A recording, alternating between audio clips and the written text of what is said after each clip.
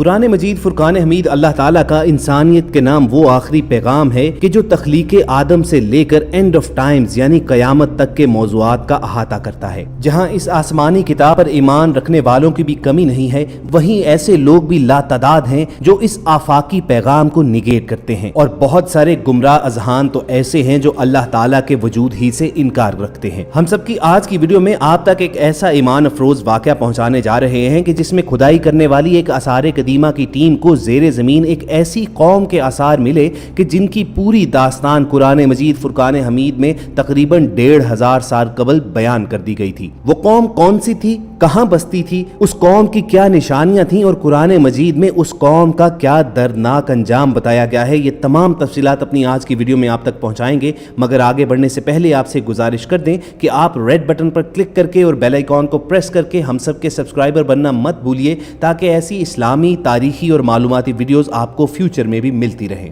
دوستو، ابھی کچھ عرصہ قبل کی بات ہے کہ صحرائے عرب میں آثار قدیمہ کی کھدائی کے دوران غیر معمولی سائز کے انسانی ڈھانچے دریافت ہوئے، اور یہ دریافت آرامکو کی تحقیقاتی ٹیم نے کی۔ یہ انسانی ڈھانچے اس قدر بڑی جسامت کے حامل تھے کہ اگر ان کو سیدھا کھڑا کیا جاتا تو ان کے پاؤں زمین پر، جبکہ ان کے سر کئی منزلہ عمارت کے برابر ہوتے۔ اب جہاں آثار قدیمہ کی کھدائی کرنے والی یہ تحقیقاتی ٹیم اس بات پر حیران اور پریشان تھی کہ یہ کس زمانے کے ڈھانچے ہیں اور کب انسانی وجود اتنا بڑا ہوا کرتا تھا، وہیں آپ کو بتائیں کہ قرآن مجید میں اللہ تعالیٰ نے اس قوم کی پوری داستان مفصل انداز میں بیان کی ہوئی ہے۔ قرآن مجید کی مختلف سورتوں جیسے کہ سورۃ الاعراف، سورۃ الفجر، سورۃ الشعراء اور دیگر کئی مقامات پر اس قوم کے بارے میں آیات ہیں جو ان کی سرکشیوں اور نافرمانیوں کے متعلق اور ان کے دردناک انجام کے متعلق بیان کرتی ہیں۔ دوستو، ان لوگوں کا تعلق قوم عاد سے تھا، اور وہ ارم نام کی بستی کے رہنے والے تھے۔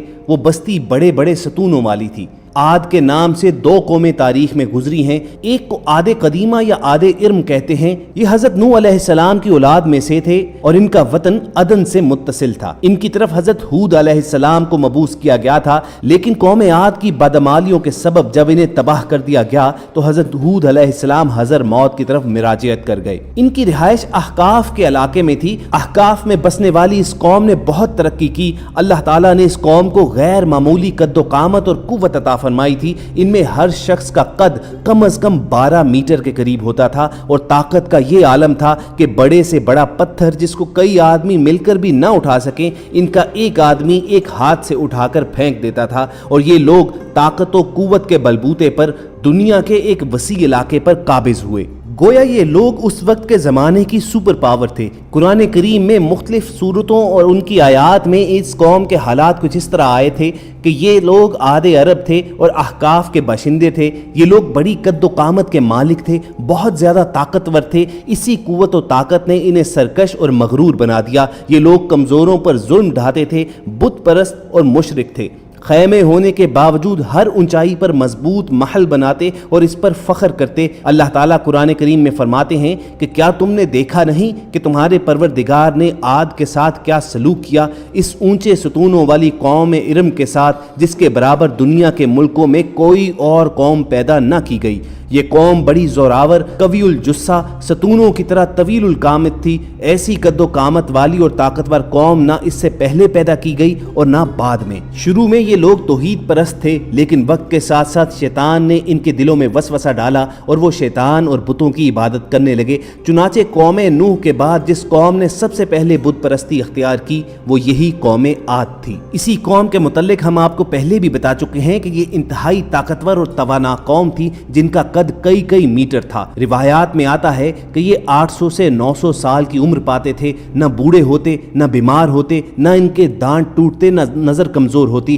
ہمیشہ جوان اور تندرست و توانا رہتے۔ بس ان کو صرف موت آتی اور کچھ زمینی اثرات ان میں نمودار نہ ہوتے۔ اپنی طاقت اور تعداد کے بلبوتے پر انہوں نے بڑا لمبا عرصہ دنیا پر حکومت کی، اور اسی ایک بات نے انہیں مغرور اور سرکش بنا دیا اور یہ اللہ کو بلا بیٹھے۔ اب قانون قدرت کا تقاضا تو یہ تھا کہ جو قوم برے کام کرے وہ ہلاک ہو جائے، لیکن اللہ تعالیٰ کی صفت رحمت کا فیضان ہے کہ انہیں بار بار موقع ملتا ہے کہ وہ اپنے اندر سدھار پیدا کر لیں۔ اللہ کا یہ قانون ہے کہ کسی قوم پر اس وقت تک عذاب نازل نہیں کیا جاتا جب تک کہ ان کے اندر ایک رسول نہ بھیجا جائے جو ان کو اللہ کے عذاب سے ڈرائے۔ چنانچہ اسی اصول خداوندی کے تحت قوم عاد کی طرف حضرت ہود علیہ السلام کو مبعوث کیا گیا تاکہ وہ اس قوم کو ہدایت کا پیغام از سر نو پیش کریں اور انہیں ہلاکت سے بچائیں۔ حضرت سیدنا ہود علیہ السلام سیدنا آدم علیہ السلام کی 14ویں پشت کی اولاد ہیں۔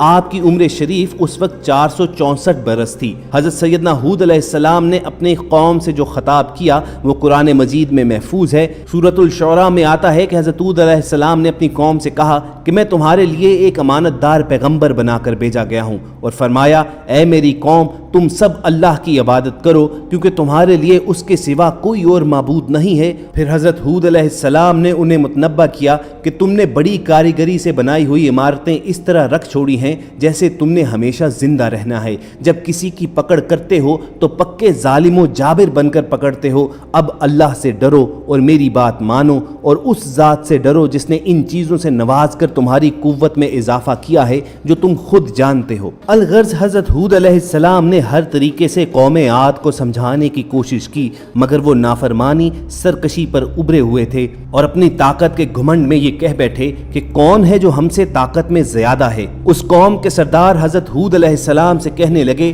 کہ ہم تو یقینی طور پر دیکھ رہے ہیں کہ تم بے وقوفی میں مبتلا ہو، اور بے شک ہمارا گمان یہ ہے کہ تم ایک جھوٹے آدمی ہو۔ حضرت ہود علیہ السلام نے جواباً کہا کہ میرا پروردگار تمہاری جگہ کسی اور قوم کو یہاں بسا دے گا اور تم اس کا کچھ نہ بگاڑ سکو گے، بے شک میرا پروردگار ہر چیز کی نگرانی کرتا ہے۔ قوم عاد یہ کہنے پر اتر آئی کہ اگر تم سچے ہو تو لے آؤ ہمارے سامنے وہ عذاب جس کی تم ہمیں دھمکی دے رہے ہو۔ اس پر حضرت ہود علیہ السلام نے فرمایا کہ اب تمہارے رب کی طرف سے تم پر عذاب اور قہر کا آنا طے ہو چکا ہے، بس اب تم انتظار کرو اور میں بھی تمہارے ساتھ اللہ کے اس عذاب کا انتظار کرتا ہوں۔ وہ ظالم قوم حضرت ہود علیہ السلام اور ان کے پیروکاروں کا مذاق اڑاتی رہی اور کہتی رہی کہ تم پر ہمارے بتوں کی پھٹکار پڑی ہے، اس لیے تم ایسی باتیں کرتے ہو۔ حضرت ہود علیہ السلام انہیں دعوت حق دیتے رہے، یہاں تک کہ ان کی قوم نے کہہ دیا کہ آپ ہمیں واز سناتے رہیں، ہم اپنی روش نہ چھوڑیں گے، یہ تو پرانے لوگوں کا دین ہے۔ آخر کار حضرت ہود علیہ السلام نے اللہ تعالیٰ سے مدد کی درخواست کی اور اللہ تعالیٰ نے درخواست قبول فرمائی۔ قوم عاد کی سرکشی اور ان کی نافرمانیوں کی وجہ سے پہلے اللہ تعالیٰ نے ان پر بارش بند کر دی اور روک دی، فصل اور باغات جل گئے، لوگ بارش کی خواہش کرنے لگے۔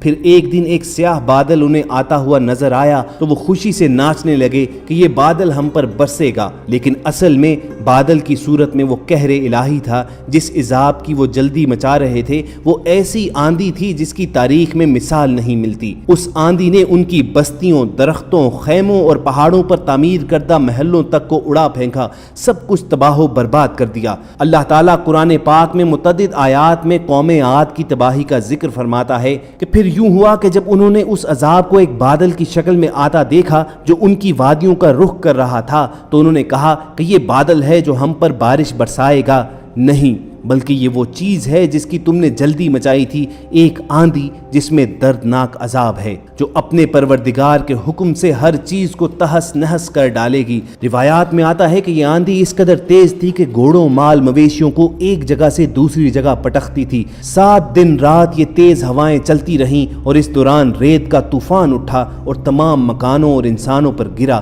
اور سب لوگ ہلاک ہو گئے سوائے حضرت ہود علیہ السلام اور ان کے چند اصحاب کے، جنہوں نے امن کی جگہ پر پناہ لی تھی، وہ بچ گئے۔ اور پھر اللہ تعالیٰ نے اپنی قدرت سے اس قوم عاد کو عبرت کا ایک نشان بنانے کے لیے محفوظ کر لیا، اور جیسا کہ ویڈیو کی شروعات میں ہم نے آپ تک پہنچایا کہ کس طرح آثار قدیمہ کی کھدائی کرنے والی ایک ٹیم کو اس قوم کے آثار ملے۔ خواتین حضرات، یاد رکھیے کہ وہ سب گناہ، سب برائیاں آج ہماری قوم میں موجود ہیں کہ جن پر اللہ تعالیٰ پچھلی امتوں پر آندھیوں، زلزلوں اور سیلابوں جیسے دردناک عذاب بھیجا کرتا تھا۔ آج بھی اللہ زلزلوں اور سیلاب کے ذریعے ہمیں مسلسل وارننگ دے رہا ہے کہ راہ راست پر آ جاؤ، مگر ہم معلوم نہیں کس مٹی کے بنے ہیں کہ بے فکر ہیں اور اس دنیا میں گم ہیں۔ قوم عاد جن کا تذکرہ اللہ تعالیٰ نے خود قرآن میں کیا ہے کہ اتنی طاقتور قوم تھی کہ میں نے کبھی پہلے تخلیق نہیں کی، تو جب اللہ تعالیٰ ان کا نام و نشان تک مٹا سکتا ہے تو آج ہماری اوقات کیا ہے۔ اللہ تعالیٰ کے حضور بس یہی دعا رہنی چاہیے